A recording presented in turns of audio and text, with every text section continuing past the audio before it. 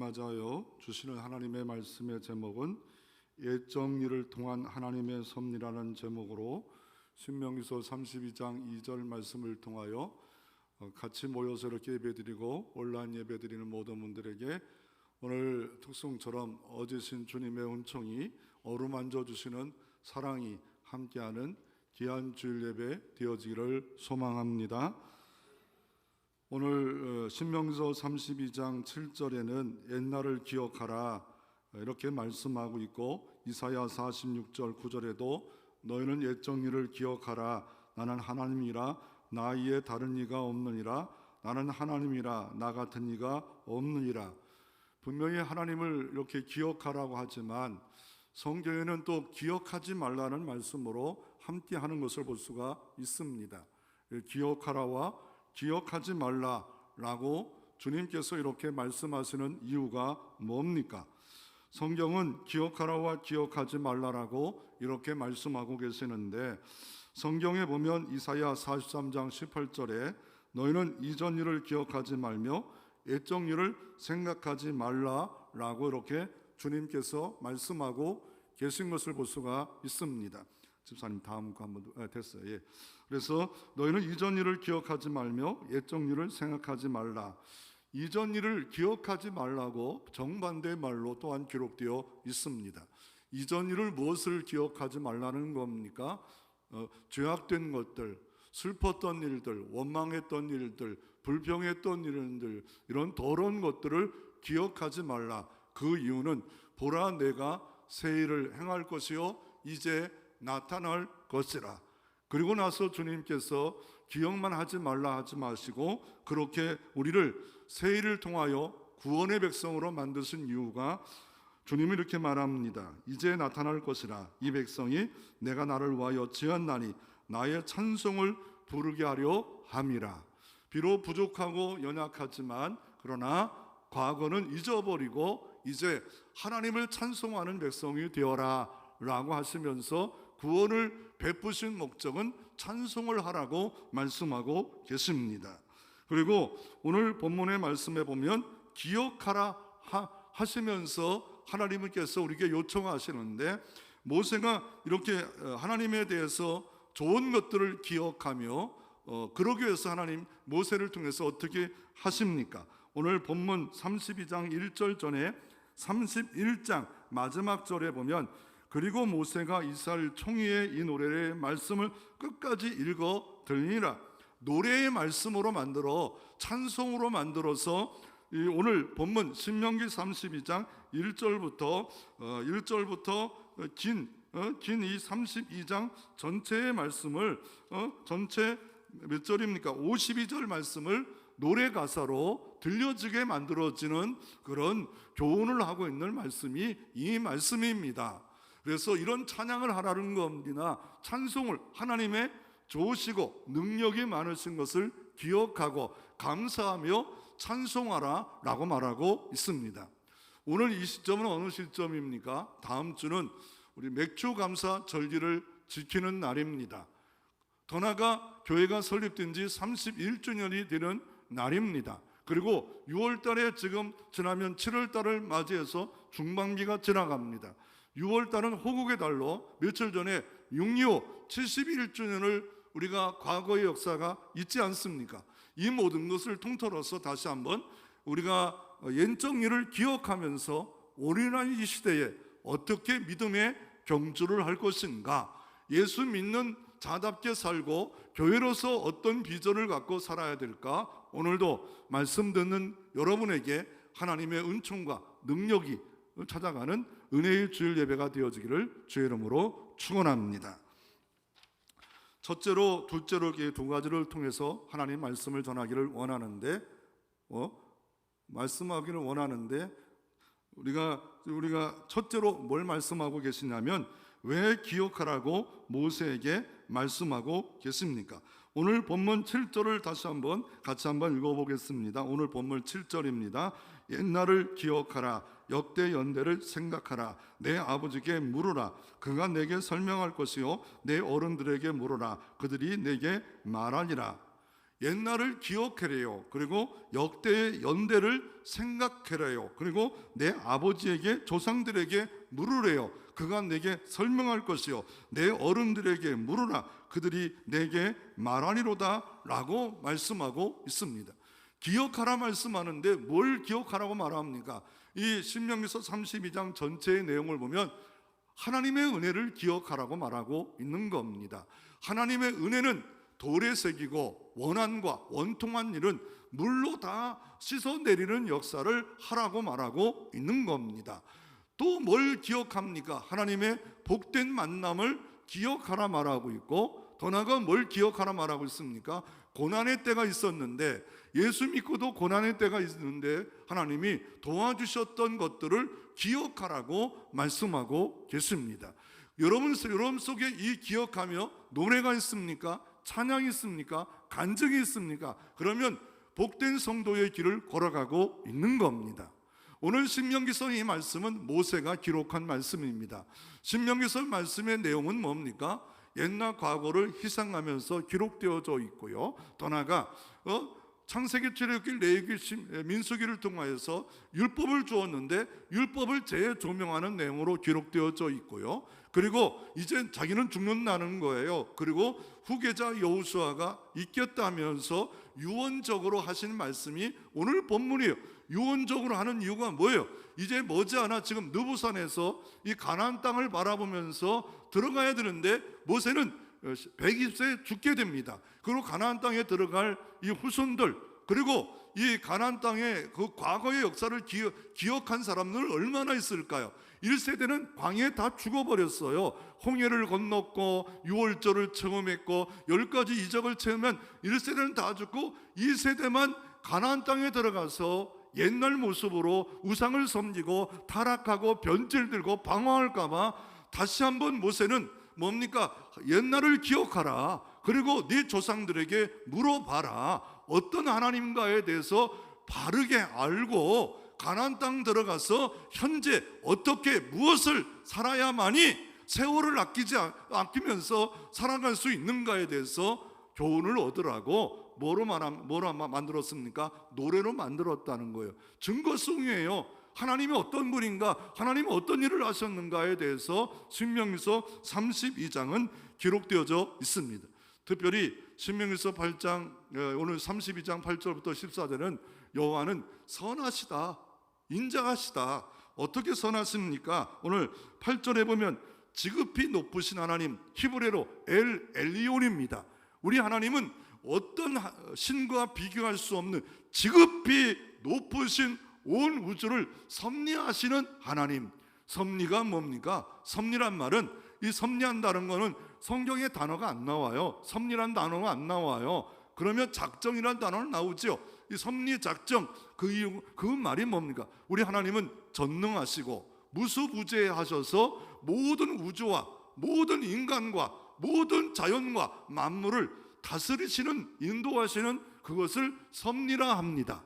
그 섭리 가운데 나는 어떻게 섭리합니까? 만세전에 창세전에 예정하시고 택정하사 주의 백성으로 계획하시고 이 모든 것을 섭리하시고 오늘 2020년 6월 마지막 주 예배자로 이 자리에 오게 하신 하나님의 섭리가 있다라고 말하고 있는 겁니다.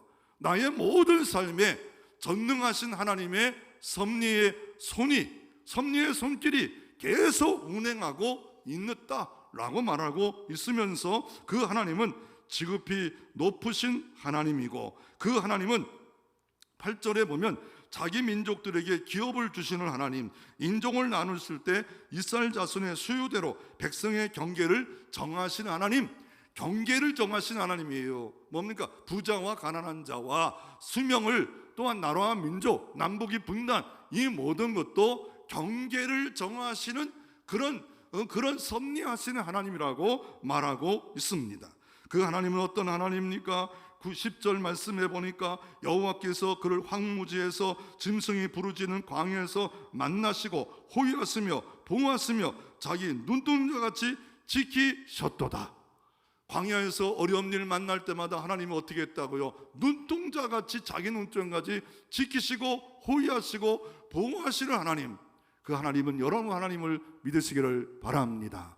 하나님이 눈동자같이 지키시고 있고 오늘도 지키고 미래도 눈동자같이 하나님이 여러분을 지키시는 역사가 하나님의 뭡니까? 섭리의 역사다라고 말하면서 그 하나님이 어떻게 지키셨습니까? 11절에 보면 마치 독수리가 자기 보금자를 어지럽게 하며 자기 생기 위에 너풀거리며 그의 날개를 펴서 새끼를 받으며 그의 날개 위에 그것을 엎는 것 같이 여호와께서 홀로 저 애굽에서 나올 수 없는 죄악 가운데 430 노예 가운데 출애굽하게 만드시는 인도하시는 하나님, 그 하나님을 뭐로 비유하고 있어요?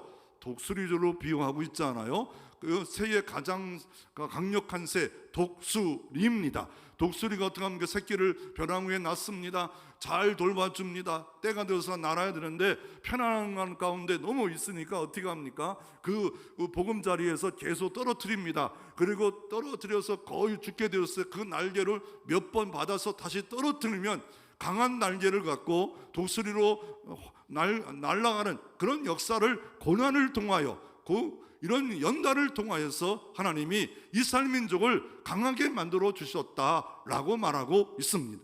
늘 편안하게 보호하시는 것만 아니라 강한 독수리처럼 만들어서 이 땅에서 하나님의 비전을 이루면서 살아갈 수 있도록 주님께서 나를 이렇게 섭리하고 계신다라고 말하면서 옛날을 기억하라. 옛날의 모든 것을 지금 이 세대에만 들어가는데 까맣게 자녀들이 있기에 모세가 걱정하며 선한 걱정하며 염려하며 지금 유언처럼 노래를 만들어서 부탁하고 있는 내용입니다. 그래서 오늘 32장 1절에 보면 증거성을 지으면서 증인은 누굽니까? 하늘이여 귀를 기울이라 내가 말하리라 땅은 내 입의 말을 들을지어다. 하늘과 땅을 소원합니다. 증인으로서 인간은 변하지만 하나님은 변할 수 없게 하나님을 상징하는 하늘과 땅이여 귀를 기울여라 내게 말하리라 하시면서 증인으로 불러들으는데 어떤 걸 증인합니까? 하나님의 교훈은 비처럼 내렸다. 비가요 우리가 생각하는 비가 아닙니다. 중동 지역의 비는 비가 없으면 농사를 못 져요. 우리나라는 비가 올해 많이 와요. 오고 있지 않아요? 그러나 중동 지역은 우기가 6개월이고 건기가 6개월이라 비가 오지 않으면 다 말라 비틀어 죽습니다. 더 나아가 이 건기 지방이 이스라엘 땅은 많습니다. 남방 지역은 다 건기입니다. 200미터 안 와요. 200미터 안 나오는 곳에 이슬을 내리지 않으면 농사 질 수 없습니다. 하나님이 우리에게 비를 내리고 또 나아가 이슬을 내린 것처럼 단비를 주시는 하나님인 것을 잊지 말아라 라고 말씀하고 있습니다. 성령이 여러분 가운데도 지금까지도 비를 내리셨고 교훈을 통하여 단비를 내리셨고 이후에도 내릴 줄로 믿으시기를 바랍니다. 잊지 말라. 그리고 사전에 보면 주님은 누굽니까? 반석이래요. 그가 하신 일은 완전하시다. 아멘. 그가 하신 일은 완전하십니다. 그러면 불평이 없고 감사가 있을 수밖에 없습니다. 내 고통도 내 슬퍼도 하나님은 완전하십니다. 이 고백을 갖고 있는 사람은 어떤 일을 만나든지 상황과 시험에 빠져들지 않습니다. 나를 사랑한 아버지는 완전하시다. 나는 완전하지 않아요. 나는 변해요. 변함없는 은혜와 복을 주시는 하나님은 완전하시다. 그리고 어떻습니까? 그의 모든 길이 정의롭고 진실하고 거짓이 없으신 하나님은 공의로우시고 바르시도다. 이 고백이 있습니다. 그러나 우리들은 어떻다는 거예요? 우리 5절 6절에 보면 그들이 여호와를 향하여 악을 행하고 하나님의 자녀가 아니요 흠이 있는 삐뚤어진 세대로다. 삐뚤삐뚤 자나 우나 치우쳐서 이스라엘 백성이 삽니다. 우리가 삽니다. 그래서 6절에 어리석고 지혜 없는 백성아 여호와께서 이같이 보답하느냐? 그는 내 아버지시요 너를 지으신 이가 아니시냐? 그를 너를 만드시고 너를 세우셨도다. 네가 비록 죄악이 많음에도 불구하고 구원의 백성으로 삼으셨도다. 너희들이 삐뚤어졌음에도 불구하고 제사장 나라로 택한 거룩한 나라로 세우신 긍휼의 하나님에 대해서 이렇게 보답하느냐라고 하면서 어떻게 하면 회복할 수 있는가? 옛날을 기억하라. 역대의 모든 역사를 생각하라. 그리고 조상들에게 물으라. 기억하라, 생각하라, 물으라. 이것이 가나안 땅의 천국 백성답게 살 수 있는 방법임을 말하고 있습니다. 말씀의 교훈을 기억합니다. 말씀의 교훈을 또한 생각합니다. 묻습니다. 또 하나님이 지금까지 역사하시고 섭리하시는 죽으신 하나님이 아니라 나 같은 삐뚤어진 거 어리석은 자에게도 여전히 긍휼과 자비와 사랑으로 인자로 함께 하신 하나님을 붙잡고 어떻게 하란 말합니까? 그렇게 살 때 가나안 땅 가도 참 편안한 삶을 살 때도 방탕하게 살지 않음을 말하고 있습니다. 조선 후기의 실학자였던 박지원이 이런 말을 했습니다. 벚꽃정신이라는 말이 박지원이라는 분이 말했습니다. 이 벚꽃정신이라는 유명한 말인데 옛날을 본받아 새로운 것을 알 수 있다 말합니다. 옛날을 무시하지 말라는, 옛날을 잘 보면, 고기 잡는 거 잘 보고 뭘 보면 새로운 것을 할 수가 있다. 이거를 벚꽃정신이라는 실학자가 박지원이 말했습니다. 그리고 우리나라 한자에 온고이 지신이 있습니다. 옛것을 익히면 새로운 것을 알 수 있다라고 말하고 있습니다. 그래서 오늘 옛날을 기억하면서 6.25 전쟁 때를 기억하면서 우리 교회 역사를 기억하면서 우리가 다시 한번 회복하고 감사하려면 이렇게 살아야 되는데, 특별히 모세는 노래를 만들어까지 마지막까지 충성 다하는 모습이 있습니다. 이 노래라는 게 뭐예요? 모세의 노래의 가치가 뭡니까? 이 노래라는 거는 계속 부를 수 있잖아요. 근데 노래를 만든다는 거는 그 사람에 뭐가 들어있어요? 눈물이 들어있어요. 감정이 들어있습니다. 그름이 들었습니다. 정감이 드러났습니다. 옛날 어르신들이 불렀던 노래 중에 울밑에선 봉성하야, 그러면 처량하도다. 일제의 포로가 되고 일제의 우리나라가 뺏겼던 모습을 울밑에선 봉성하야 처량하도다. 또 뭐가 있습니까? 눈몰아치는 바람참 흥난부도야 굳세어라 금수나. 그거 딱 떠오르는 순간에 젊은 세대는 몰라요. 60, 70 넘은 세대는 알겠죠. 왜요? 흥남부두에 철수하려고 영하 30도에 중국물이 막 쳐들어올 때 그 피난 가는 10만 명이 배에 타려고 아비규환으로 그 추운 날에 손과 발이 꽝꽝 얼어가지고 입에 못하면 우리는 다 죽는다. 죽음을 앞두고 후퇴하는 그 모습, 그럴 때 얼마나 처량할까.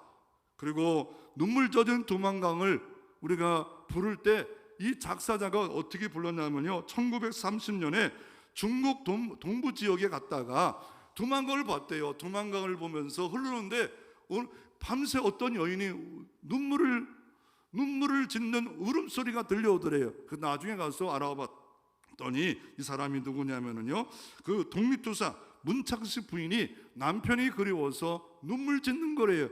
그 여인의 눈물을 두만강을 통해서 노래를 지은 거예요. 작사자가 나라와 이런 백성들, 그 나라를 위해서 목숨을 버렸던 문창환 씨를 기억하면서, 학신을 기억하면서 아내의 눈물을 담아서 이 나라의 우환을 담아서, 애환을 담아서 지은 게 눈물 젖은 두만강. 이걸 알고서 이렇게 노래 부를 때 그 노래가 달라요. 모세가 지금 노래를 부르잖아요. 모세가 어떤 노래를 부릅니까? 아까도 말씀드린 것처럼 은혜를 기억하라, 만남을 기억하라, 더 나아가 고난 가운데 도와주셨음을 기억하라. 지금 이렇게 영상에 뜨고 있는 찬송가 288장에 이것이 나의 간증이요, 이것이 나의 찬송이라고 이렇게 했던, 이걸 작사한 사람은 누굽니까? 크루스비 여사예요. 난지 6개월 만에 소경이 돼버렸어요. 그런데 8천여 곡의 찬송을 만들어요. 그 이유가 뭐냐면요, 주일날 가서 말씀을 들었는데 히브리서 10장 22절에 이렇게 이 말씀을 들었어요. 온전히 주님께 나가자. 말씀드리면서 기도합니다. 온전히 주님께 나아가는 삶의 방법은 뭘까? 살아계신 하나님을 만나면 찬송이 있구나. 살아계신 하나님을 만나면 간증이 이것이었구나. 그래서 그 온전히 주님께 나가는 삶이 간증이요, 찬송. 한 주간에 주님 살아계심을 간증하고 찬송한다면 이것이 온전히 주님께 나가는 삶. 성경에 온전히 나간 사람이 누구요? 갈렙이 온전히 주님을 쫓았더라. 라고 말하지 않아요. 한번 찬송 불러볼까요? 찬송가 288장 1절만 우리가 크루스비의 여사의 그 삶을 생각하면서 1절만 찬양 드리겠습니다. 288장 1절입니다.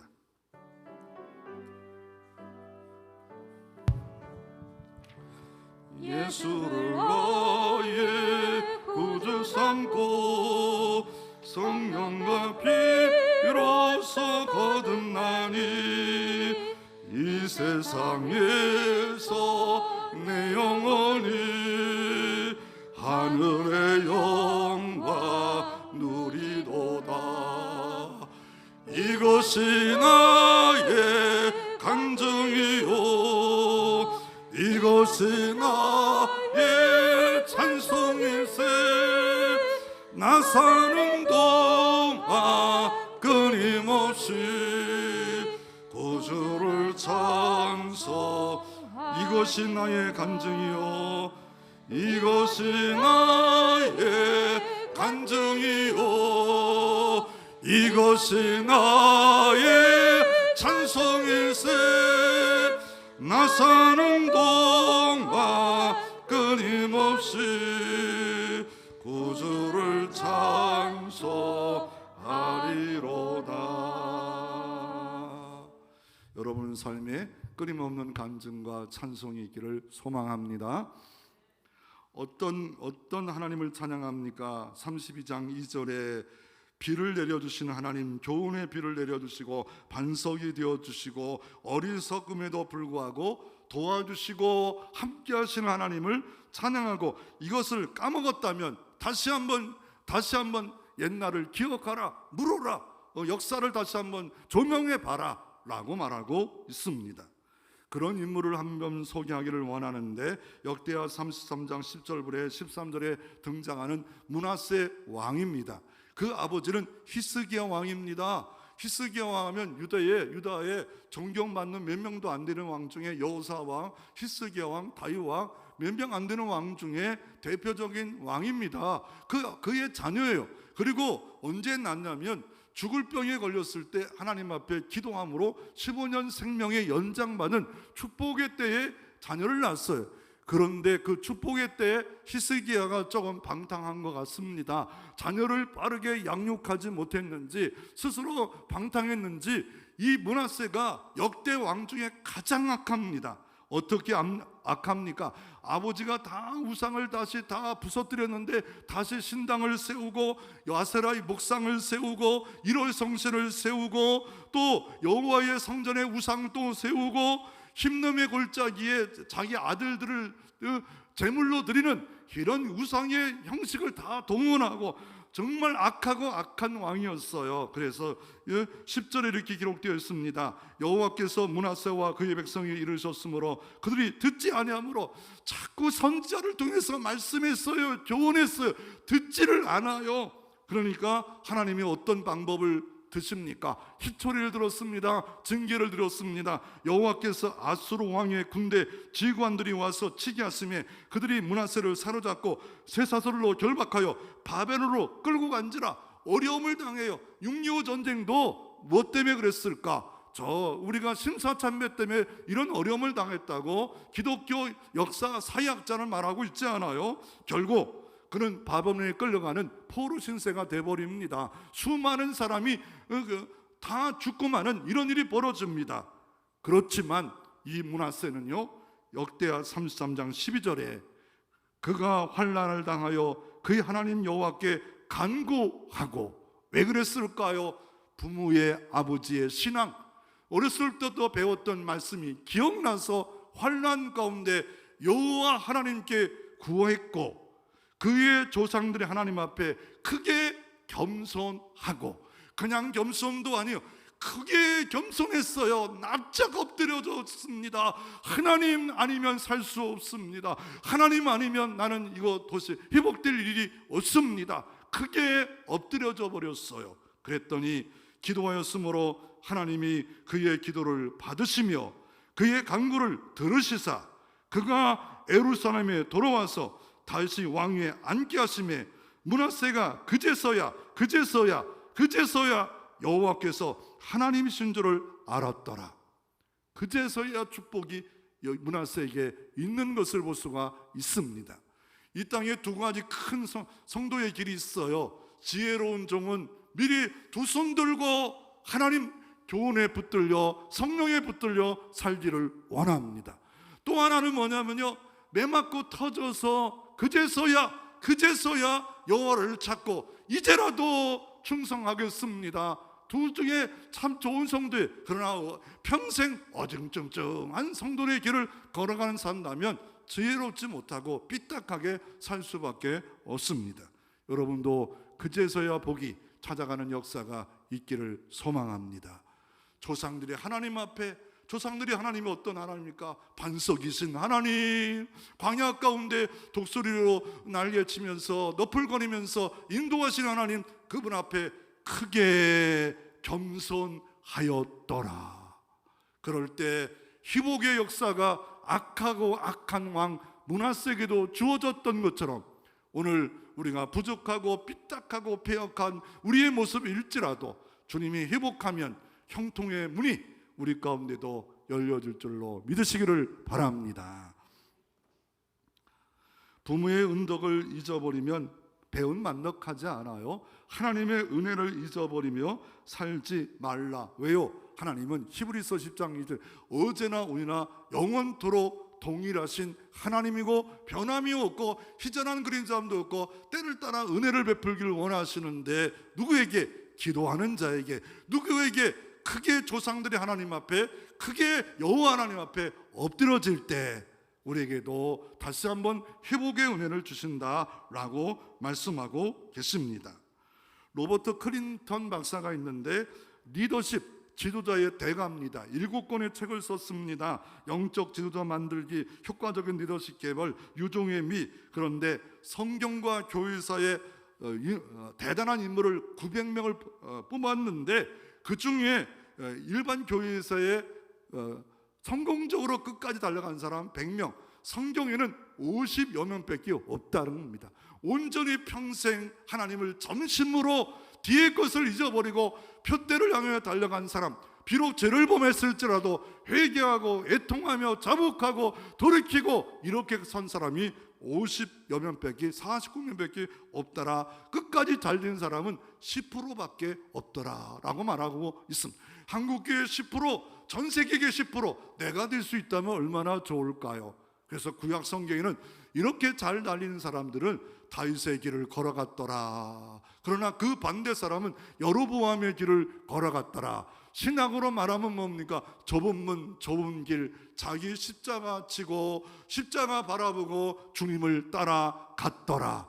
두 가지 길이 있음을 말하고 폐역하고 삐딱한 그런 삶을 살지 말고 온전하게 주님을 바라보고 살라라고 말씀하고 있습니다. 이스라엘 나라 가면은요, 야드 바셈이라는 유대 이스라엘 나라 가면 기념관이 있습니다. 그 기념관은 뭐냐면요, 유대인들이 독일 히틀러에서 300만이 죽임당한 거를 다 영상부터 모든 걸 제염한 기념관입니다. 그곳에다가 글이 있어요. 용서는 하되 기억을 하자. 왜? 우리가 이렇게 나약하면 우리는 이렇게 유림당하고 박살날 수밖에 없다는 것은 용서는 하되 기억하자. 300만이 히틀러에서 완전히 죽임당하고 참혹하게 죽임당한 것을 기억하자라고 하면서 그곳에다가 그렇게 기록되어져 있습니다. 우리는 다음 주에는 뭘 기억합니까? 맥주 감사절을 기억합니다. 맥주 절기를 기억합니다. 그 절기에 기억할 때 맥주 절기만 그것을 기억하는 게 예수님을 기억하는, 절기란 말은 히브리로 모에드입니다. 모에드란 말은 예수를 드러내는 예표예요. 이 모든 절기요, 6월절 절기를 지키는 이유가 뭡니까? 가장 대표적인 6월절, 예수님의 십자가에 죽으셔서 어린 양 되셔서 출애굽할 수 있는 은혜를 기억하는 겁니다. 그러면 맥주절을 지키는 이유가 뭡니까? 목적은 뭡니까? 그런데 이 맥주절을 다른 말로 말하면 오순절이란 말이에요. 칠칠절이라고 말을 해요. 오순절, 칠칠절, 맥주절, 초실절이라고 말해요. 근데 많은 것에 잘못되게 말하고 있는 것이 뭐냐면요, 6월절 첫날부터 이거 계수해서 50일 되는 날이 오순절이라 말을 합니다. 아닙니다. 왜냐하면 이 오순절, 초실절, 칠칠절이라 하는 그날이 무슨 의미입니까? 6월절을 일주일 동안 지켜요. 그리고 안식 후 첫날에 뭘 합니까? 초실절을 지켜요. 초실절을 무교절로 무교병 빵을 먹으면서 누룩 없는 빵을 먹으면서 초실절을 지켜요. 초실절을 지키는데 초실절이 뭡니까? 안식 후 첫날에 지키지 않아요? 안식 후 첫날 초실절 첫 열매를 드리는 거예요. 첫 곡식을 하나님께 드리는 거예요. 첫 곡식을 하나님께 드리는 날이 초실절이에요. 그거는 고린도전서에 보면 바로 첫 열매 드시는 예수 그리스도, 부활의 첫 열매 드신 예수 그리스도, 사흘 만에 죽으시고 부활해서 안식 후 첫날에 부활하신 날, 바로 그날 초실절을 지켜서 한 단을 지킨다. 이걸 오메르로 말합니다. 한 오메를 한 달을 성전에서 드려지고, 그리고 전국 각처에서 모든 백성이 하나님께 이 보리 한 단을 드려집니다. 그래서 50일 오메로, 49 오메로, 48 오메로 쭉쭉쭉 가다가 이제 칠칠절 지나 바로 오순절에 바로 50일 되는 그날에 바로 보리와 밀의 첫 곡식을 드리는, 모든 것을 드리는 바로 오순절입니다.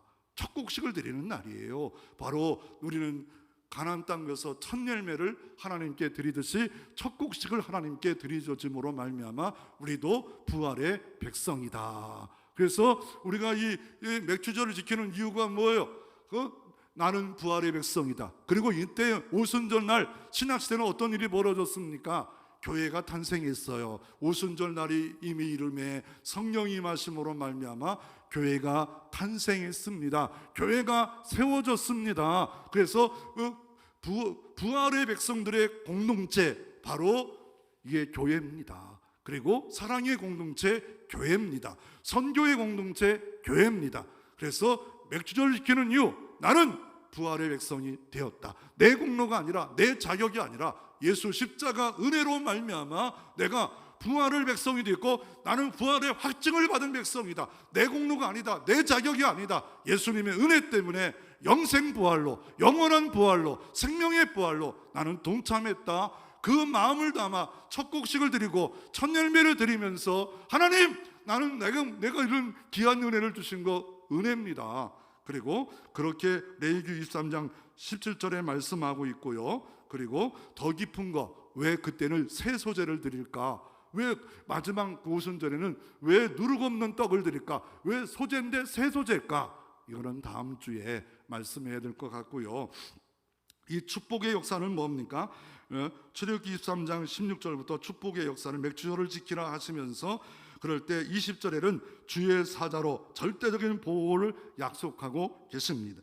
또한 22절에 모든 대적들을 하나님이 치시고 승리하신다 말씀하고 있고, 25절에 양식과 물의 보장을 주시고, 25절 26절에 질병을 치료하시고 하나님이 복되게 채워주시는 역사가 부활의 백성들에게, 오순절의 백성들에게 이런 역사를 주시겠다라고 말씀하고 있습니다. 의미를 알고 가치를 알고 하나님 앞에 온전히 드려질 때 여러분의 생애에 하나님이 도와주시고 인도하시고 복 주시는 하나님이 나타나기를 바랍니다. 더 나아가 교회가 이제 설립 31주년이 됐어요. 교회가 왜 귀중합니까? 구약의 말씀을 이용하면 이렇습니다. 시편 120편 6절에 예루살렘을 위하여 편안을 구하라. 예루살렘을 사랑하는 자는 형통하리라. 내 사랑 안에 평안이 있고 내 궁중에 형통이 있으리라. 예루살렘이 신학의 무엇일까요? 교회입니다. 예루살렘을 사랑하는 자에게 뭐가 있다고요? 성경은 바로 형통이 있다. 예루살렘의 평안을 구하는 자에게 형통이 있다. 교회가 바르게 형통하고 잘 되어지기를 구하는 자에게 하나님의 사랑을 입는다라고 말씀하고 있습니다. 교회가 그렇게 귀중한 이유가 뭐예요?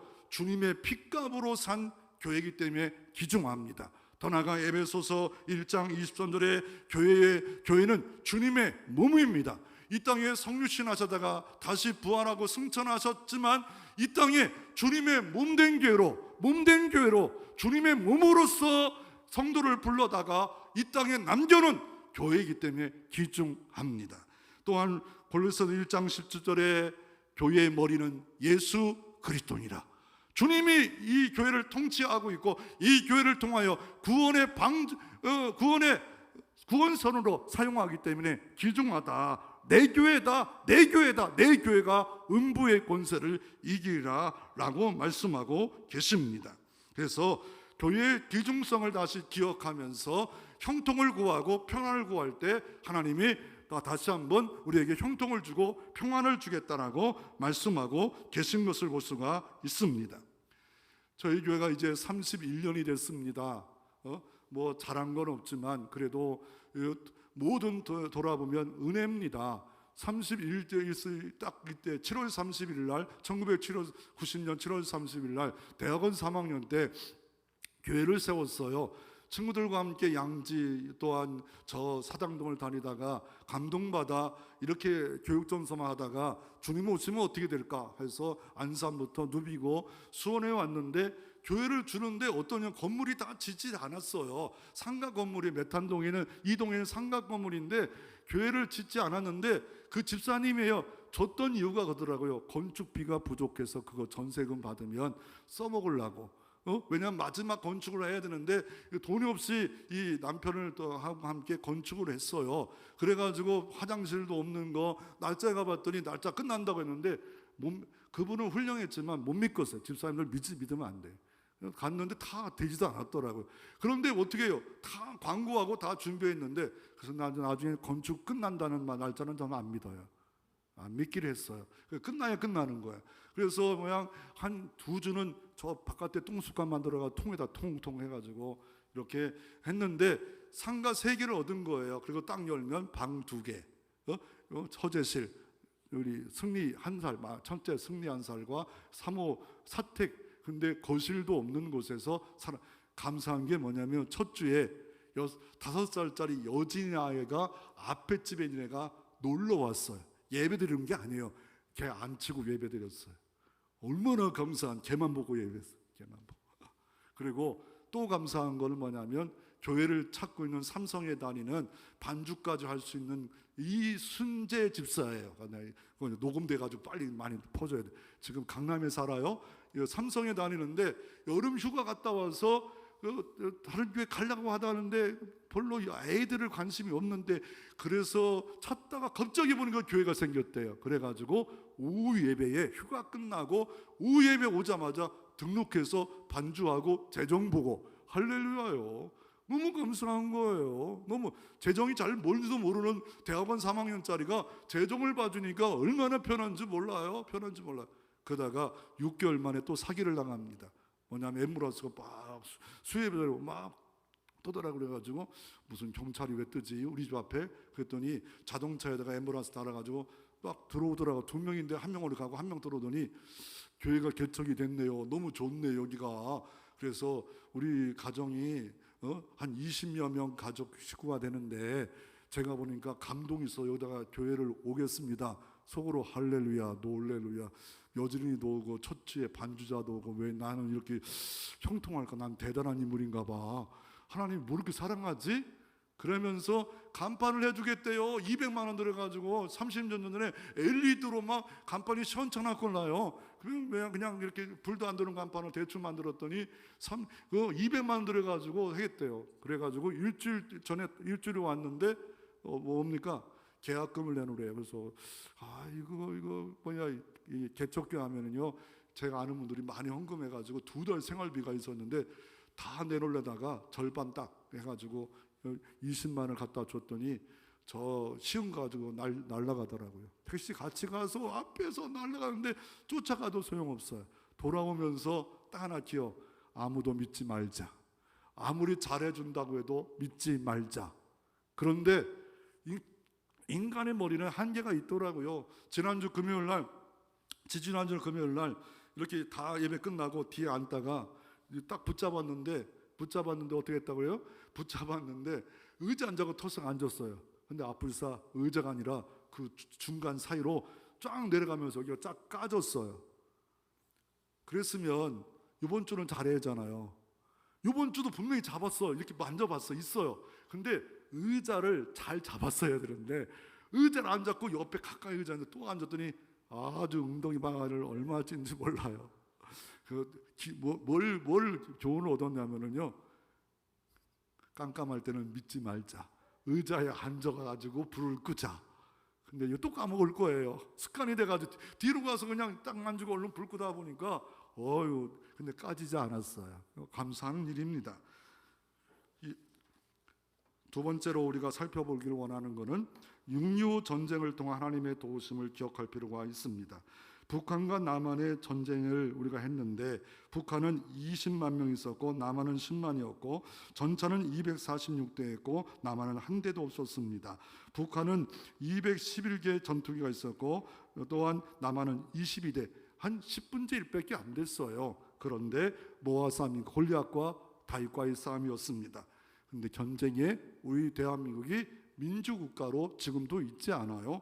그 이유가 뭡니까? 유엔에 참전한 미국 군인이 이런 말을 합니다. 헨리 제이퍼라는 사람이 지금 90세에 2020년 국무위보에 있었던 사람이 흥남 철수에 있을 때 자기는 이 장진항에서 그 중국군이 다 포위를 했는데 그걸 뚫고 나오는데 총알을 4대를 맞았대요. 그래가지고 오른팔 잘리고 두 팔을 잘리는 사람으로 젊은 나이에 대한민국을 위하여 정말 목숨을 버렸어요.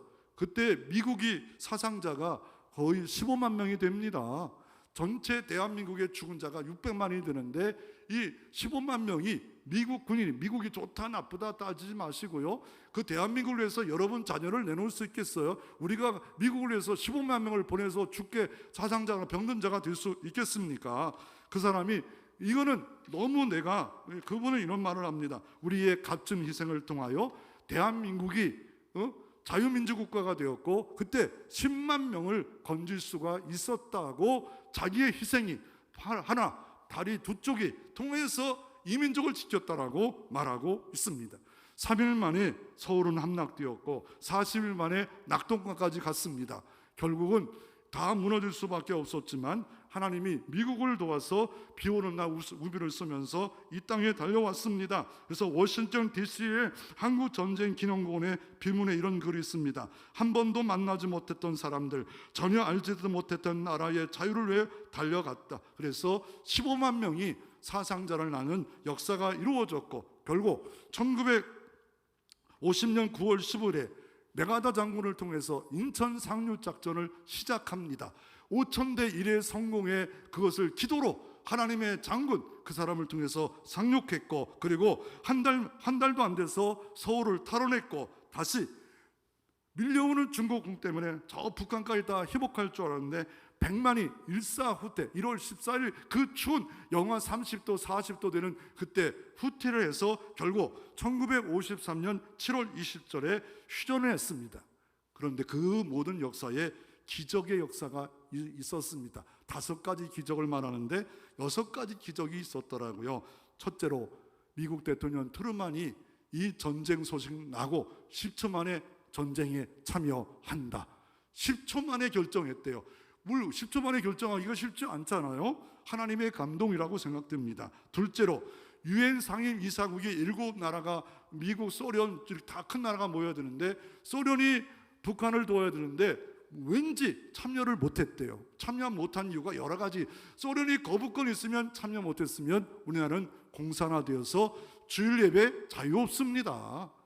그리고 넷째, 미국이 이렇게 우리나라를 도와주려고 참전해도 시간이 미국에서 몰라면 태평양을 건너오기 때문에 시간이 걸리지만 일본 지역에 함대가 마침 있었대요. 그래서 빠르게 비행기가 와서 폭격함으로 말미암아 더디하는 일이 이루어졌습니다. 넷째로 북한이 일주일 만에 서울을 다 탈환해버렸어요.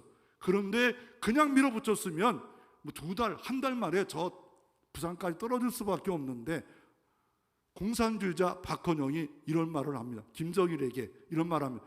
지금 이 땅에 있는 남한의 사람들은 다 어리삐리합니다. 우리가 서울 탈환했으면 쿠데타 일으키고 끝장난 겁니다. 가만히 일주일만 지켜봅시다. 그런데 남한이 막 국군이 일어나고 막 분기가 일어나고 도리어 망하는 게 아니라 하나가 되는 모습을 보니까 이거 아니다. 그때부터 거의 한 3개월 동안 쳐들어와서 낙동강까지 밀어붙입니다. 그래서 그 일주간이 큰 일주간이 됐다라고 말을 합니다. 다섯째로, 여름의 한반도에 우기와 막 장마의 계절인데 하나님이 도우셔서 비가 올 때 오고 비가 오지 않을 때 오지 않음으로 말미암아 전쟁에 하나님이 간섭하신 역사가 일어났다. 그리고 여섯 번째는, 저는 이거는 많은 책들에 나오는 내용 중에 하나인데 뭐냐면, 중국군이 막 밀어붙일 때 이 미국이 지지기 싫어가지고 어떻게 합니까? 비행기를 띄워서 무조건 폭격하라, 그냥 무조건 폭격하는데 많은 사람이 염려했던 것이 평민들이 죽을 수밖에 없습니다. 후퇴하는 평민도 또 다시 돌아가는 평민들도 구분 없이 무조건 그냥 그 모든 폭격기가 떠가지고 무조건 했으면 500만, 600만이 죽은 거 아니라 1000만까지 대살상의 이유가 있었는데, 비행기가 떠서 가는데 예수님의 초상화가 몇 비행사가 보게 됩니다. 이게 뜻이 아닌 걸 알고 돌아와 버렸습니다. 고역제한 거죠. 한명제한 거죠. 그 사람들 뒤에는 어떻게 되는지 모르겠어요. 그러나 그 일로 인하여 비행사는 간증합니다. 나는 폭격할 수가 없었다. 예수님의 초상화가 하늘에 이렇게 떴대요. 메가더 장군의 기도문을 우리가 한번 보기를 원합니다. 하나님, 전쟁은 원치 않습니다. 그러나 저 작은 한반도 땅에 하나님의 의를 전할 수 있다면 기꺼이 저를 써 주시옵소서. 하나님, 이 땅에 하나님의 나라를 위해서 저희 교회와 작지만 나를 통하여 하나님 나라를 위해서 써 주옵소서. 결국 대한민국이 어떻습니까? 1954년에 74달러의 대한민국이 3만 달러 되어서 세계 경제 12국가가 되었고, 전쟁 군사의 6위, 북한은 4위 국가가 되어 있습니다. 이 모든 것은 하나님의 은혜이고, 그 옛날의 모든 아픔을 기억하고 새롭게 은혜를 기억하며 여러분도 복된 하나님의 나라를 세우는 종으로 사시기를 주의 이름으로 축원합니다. 기도하겠습니다.